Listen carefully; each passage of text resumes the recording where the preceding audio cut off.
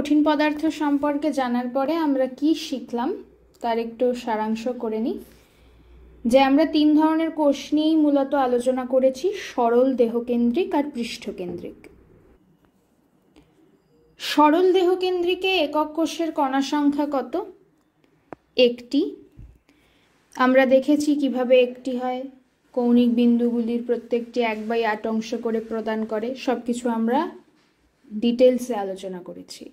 দেহকেন্দ্রিক একক কোষে কণা সংখ্যা 2 এবং পৃষ্ঠকেন্দ্রিক একক কোষে কণা সংখ্যা 4 হলো। আর আমরা বিভিন্ন প্যাকিং দক্ষতা বের করেছি। প্যাকিং দক্ষতা বের করতে গিয়ে আমরা কি দেখেছি, যে সরল দেহকেন্দ্রিক একক কোষে প্যাকিং দক্ষতা আসে হচ্ছে 0.524, যেটাকে পার্সেন্টেজে আমরা কিভাবে এক্সপ্রেস করি, 52.4%। দেহকেন্দ্রিকে আসে 0.68, পার্সেন্টেজে এক্সপ্রেস করলে 100 দিয়ে গুণ করলে 68%। পৃষ্ঠকেন্দ্রিকে আসে 0.74, পার্সেন্টেজে 74%। এটি হচ্ছে প্যাকিং দক্ষতা, আর পার্সেন্টেজে এক্সপ্রেস করলে সেটা হচ্ছে কণাগুলি দ্বারা অধিকৃত আয়তন একক কোষে।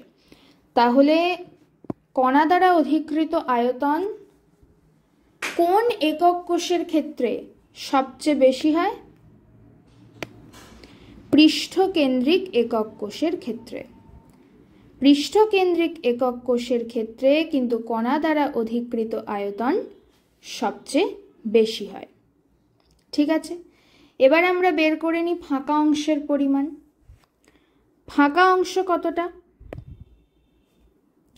52.4% যদি কণা দ্বারা অধিকৃত থাকে সরল একক কোষে, তাহলে ফাঁকা অংশ কতটা পড়ে আছে যা অধিকৃত নয়? 47.6%। 100 থেকে বিয়োগ করতে হবে। 100 থেকে 68 বিয়োগ করলে 32%। 100 থেকে 74 বিয়োগ করলে 26%। ঠিক আছে, তাহলে ফাঁকা অংশ কোথায় সবচেয়ে বেশি হবে? ফাঁকা অংশের পরিমাণ কোন একক কোষের ক্ষেত্রে সবচেয়ে বেশি আর কোন একক কোষের ক্ষেত্রে সবচেয়ে কম? স্বাভাবিকভাবেই যে একক কোষে কণা দ্বারা অধিকৃত আয়তন সবচেয়ে বেশি, তার ফাঁকা অংশের পরিমাণ সবচেয়ে কম হবে, মাত্র 26%। আর যার কণা দ্বারা অধিকৃত আয়তন সবচেয়ে কম, তার ফাঁকা অংশের পরিমাণ সব থেকে বেশি। তাহলে কার ফাঁকা অংশ সবচেয়ে বেশি? সরল ঘনকাকার একক কোষের। কার ফাঁকা অংশ সবচেয়ে কম? পৃষ্ঠকেন্দ্রিক একক কোষের। কাদের কণা দ্বারা অধিকৃত আয়তন সবচেয়ে বেশি? পৃষ্ঠকেন্দ্রিক একক কোষের। কার কণা দ্বারা অধিকৃত আয়তন সবচেয়ে কম? সরল ঘনকাকার একক কোষের। এই প্যাকিং দক্ষতা বের করতে গিয়ে আমরা কণার ব্যাসার্ধ আর কণার বাহুর দৈর্ঘ্যের মধ্যে কিন্তু খুব ইউনিক রিলেশন পেয়েছি, যেই রিলেশনগুলো আমাদের বিভিন্ন প্রবলেম সলভ করতে হেল্প করবে। এগুলো যদি মনে রাখি আমাদের সুবিধা হবে এবং খুবই ইম্পর্টেন্ট এগুলো। সরল ঘনকাকার একক কোষের ক্ষেত্রে কণার ব্যাসার্ধ আর একক কোষের বাহুর দৈর্ঘ্যের মধ্যে সম্পর্ক কি? কণার ব্যাসার্ধকে যদি আমরা আর বলি, আর বাহুর দৈর্ঘ্যকে যদি আমরা এ বলি, আমরা সব ভীষণ ভালো করে দেখেছি প্যাকিং দক্ষতা বের করার সময় কিভাবে আসে রিলেশনগুলো। কি রিলেশন হয় এগুলো মনে রাখবো আমরা কেন? অঙ্ক করার ক্ষেত্রে। আর ইকুয়ালস টু a/2, তাই তো? দেহকেন্দ্রিকের ক্ষেত্রে কি রিলেশন এসেছিল? r ইকুয়ালস টু √3/4a, যেটাকে আমরা শর্টকাটে লিখি, একবারে ভ্যালুটা লিখি 0.433a। 0.433a আমরা এটা রাখি কারণ ক্যালকুলেটরে ক্যালকুলেট করতে তাহলে আমাদের সুবিধা হবে। ঠিক আছে, পৃষ্ঠকেন্দ্রিকের ক্ষেত্রে কি হয়? ব্যাসার্ধ আর বাহুর দৈর্ঘ্যের relation r equals to a/2√2, বা শর্টকাটে 1/2√2 ভ্যালুটা আমরা লিখে রাখলাম যাতে ক্যালকুলেট করতে সুবিধা হয় ক্যালকুলেটারে, 0.3535a। ঠিক আছে, তাহলে এই চার্টটাকে যদি আমরা ভালো করে মনে রাখি আমাদের অনেক কোয়েশ্চেন সলভ হয়ে যাবে, অনেক এমসিকিউ সলভ হয়ে যাবে। তাহলে বারবার করে আমরা যদি দেখি তাহলেই মনে থাকবে, মুখস্থ করার কিছু নেই, দেখতে দেখতেই মনে থেকে যাবে। দেখে নিই যে প্যাকিং দক্ষতার ক্রম তাহলে কি দাঁড়ালো? প্যাকিং দক্ষতার ক্রম, যে তিনটি একক কোষের প্যাকিং দক্ষতা আমরা দেখলাম তাদের ক্রম কি? প্যাকিং দক্ষতার ক্রম সবচেয়ে কম হলো সরল, তারপরে দেহকেন্দ্রিক এবং তারপরে পৃষ্ঠকেন্দ্রিক। পৃষ্ঠকেন্দ্রিকেরটা সবচেয়ে বড়। কত? 74%। 74% এর প্যাকিং দক্ষতা, দেহকেন্দ্রিকের 68% আর সরলের 52.4%। তাহলে এই হলো প্যাকিং দক্ষতার ক্রম। ঠিক আছে, এবার আমরা দেখব একটা খুবই ইম্পর্টেন্ট জিনিস, এটা একটু মাথায় রাখা দরকার এমসিকিউ এর জন্যে। সেটা হচ্ছে এই যে তিন ধরনের একক কোষ আছে, এদের তো আমরা কণাগুলোর ব্যাসার্ধ এবং বাহুর দৈর্ঘ্যের মধ্যে রিলেশন দেখলাম তো। এই যে এদের আর এবং এর মধ্যে যে সম্পর্ক, সরলের কি হয় r=a/2, দেহকেন্দ্রিকের r=√3/4a, আর পৃষ্ঠকেন্দ্রিকের r=a/2√2। তো এই প্রত্যেকের ব্যাসার্ধের অনুপাত কি হয় একটু আমরা দেখে নিই। সেটা হলো যে, শুরু করা যাক, যে সরলের কণাগুলোর ব্যাসার্ধ আমি ধরে নিলাম r1, দেহকেন্দ্রিক একক কোষে যে কণাগুলো আছে তাদের ব্যাসার্ধ ধরে নিলাম r2, আর পৃষ্ঠকেন্দ্রিক একক কোষে যে কণাগুলো আছে তাদের ব্যাসার্ধকে ধরে নিলাম r3। তাহলে আমাকে কি বের করতে হবে? সরল ইস্টু দেহকেন্দ্রিক ইস্টু পৃষ্ঠকেন্দ্রিক। আসতে পারে একটা এমসিকিউ হবে কি এদের অনুপাত, তাহলে কি হয়? তাহলে r1:r2:r3 মানে কি? সিম্পল ভ্যালুগুলো আমরা বসাই, যা জানি। কি জানি? যে r=a/2, এখানে r1 হচ্ছে আমাদের সরলটা, তাহলে সরলের ইয়েটা বসাবো, সম্পর্কটা a/2 বসাই, এটা a/2। r2 কি হয়? আগের ইয়ে থেকে আমরা দেখতে পারি যে √3/4a হয়। আর r3 কত? a/2√2, a/2√2, a/2√2। তাহলে আমরা অনুপাতের নিয়ম অ্যাপ্লাই করি, তাহলে এগুলো কেটে যাবে অনুপাতের রুল অনুযায়ী, তাই তো? তাহলে কি পড়ে থাকবে? 1/2 √3/4 আর 1/2√2।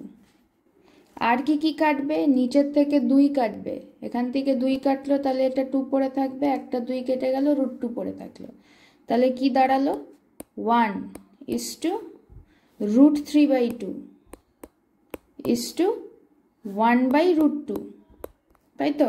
এটা পড়ে থাকলো। এবার এদেরকে একটা কেমন ভগ্নাংশ, কেউ পূর্ণ সংখ্যা এসেছে, তাই এদেরকে ঠিকঠাক করার জন্য কি করতে হবে?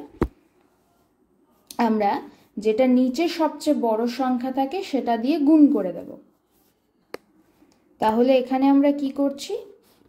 যে নিচে সবচেয়ে বড় সংখ্যা কি আছে? এখানে 1/1 আছে, এখানে √3/2 আছে, আর এখানে 1/√2 আছে। তাহলে সবচেয়ে বড় হচ্ছে 2, তাহলে 2 দিয়ে গুণ করে দেব। তাহলে 1 গুণ 2 ইস্টু √3/2 গুণ 2 ইস্টু 1/√2 গুণ 2।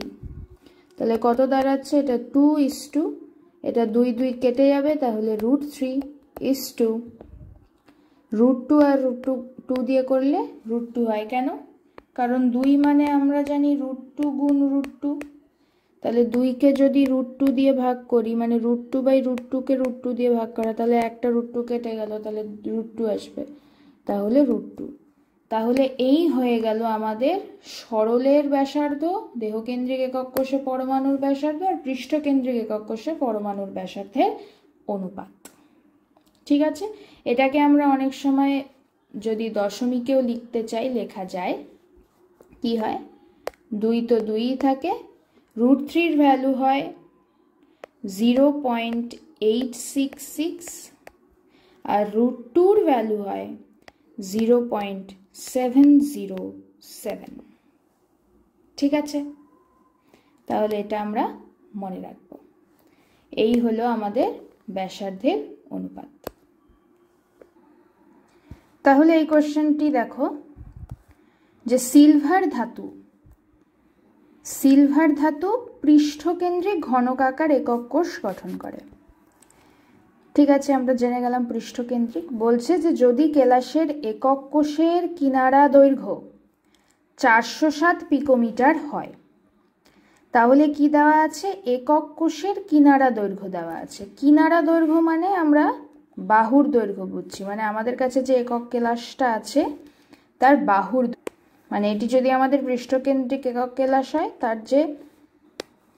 তার বাহুর দৈর্ঘ্যটুকু হচ্ছে, এই যে বাহুর দৈর্ঘ্য সেটা হচ্ছে কিনারার দৈর্ঘ্য বোঝায়। তাহলে বাহুর দৈর্ঘ্যকে আমরা এ দিয়ে প্রকাশ করি। তাহলে এটা আমাদের কি দেওয়া আছে? 407 পিকোমিটার দেওয়া আছে। ঠিক আছে, বলেছে তবে সিলভারের সংকেত এজি, যাই হোক, পারমাণবিক ব্যাসার্ধ নির্ণয় করো।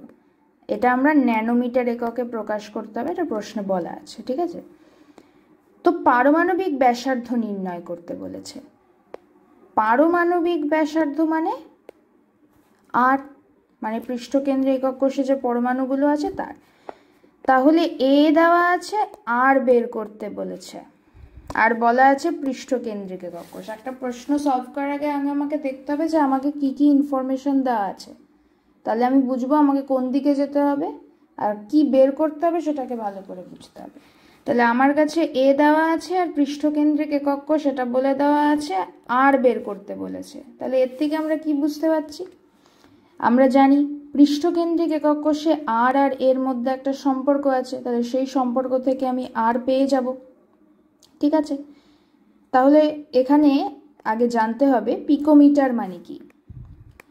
1 পিকোমিটার মানে হচ্ছে 10⁻⁻12 মিটার, 10⁻12 মিটার। আর 1 ন্যানোমিটার মানে হচ্ছে 10⁻⁹ মিটার। তাহলে আমাকে অ্যান্সার কিসে বের করতে হবে? ন্যানোমিটারে বের করতে হবে। তাহলে পিকোমিটার মানে কত ন্যানোমিটার বের করে নেওয়া ভালো, তাহলে উত্তরটা আমি ন্যানোমিটারে বের করতে পারবো। তাহলে আমি দেখতে পাচ্ছি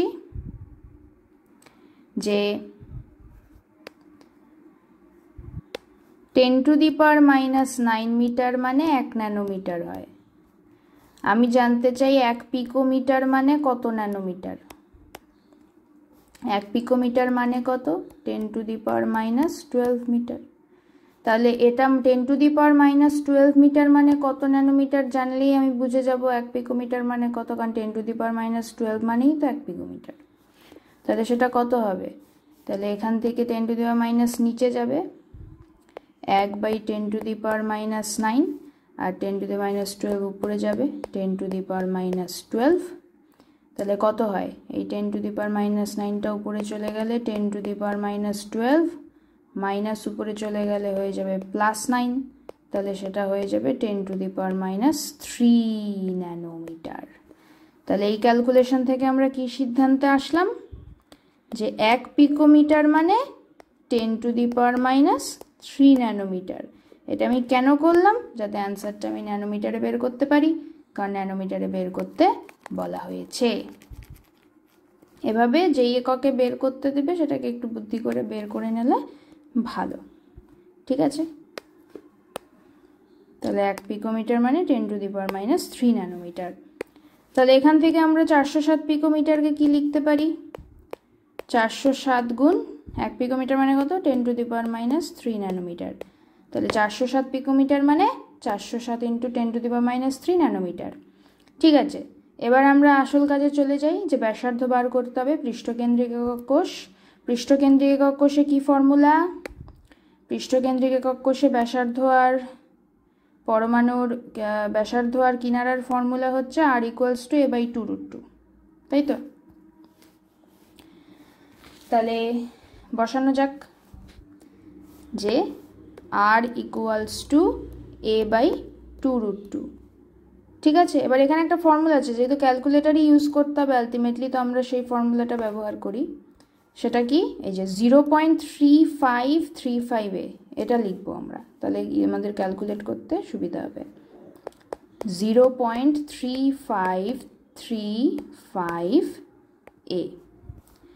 তাহলে 0.3535 মানে কত, মানে 407 ইন্টু দিস, মানে এটাকে ভগ্নাংশে লিখি আমরা, 3 ঘর দশমিক আছে, মানে কি 407/1000, 10 কিউব, তাই তো। 10 কিউব মানে কি 3টা শূন্য একের পরে, তাই তো।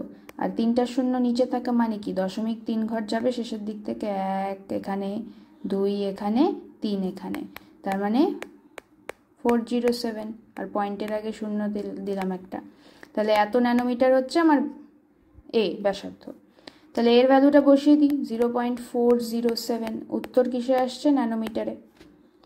তাহলে এটাকে ক্যালকুলেটারে গুণ করলে আমাদের কত আসবে, 0.144 ন্যানোমিটার। এটা সামথিং ক্যালকুলেটারে করলে 0.1438 সামথিং আসবে। আমরা রাউন্ডিং অফ করে নিচ্ছি, যেহেতু 3 ঘর অবধি করছি, তাহলে 3-এর পরে 8 আছে, 5-এর বেশি আছে, 5 বা 5-এর বেশি থাকলে আমরা জানি শেষ সংখ্যাটা 1 বেড়ে যায়, তাহলে সেই জন্য এটাকে 4 করে দিলাম, 0.144 ন্যানোমিটার। এটি হয়ে গেল আমাদের উত্তর। এভাবে আমরা আরও বেশ কিছু প্রশ্ন সলভ করব। সলভ করতে করতে আমাদের কনসেপ্ট ক্লিয়ার হয়ে যাবে যে কিভাবে প্রশ্নগুলো সলভ করতে হবে।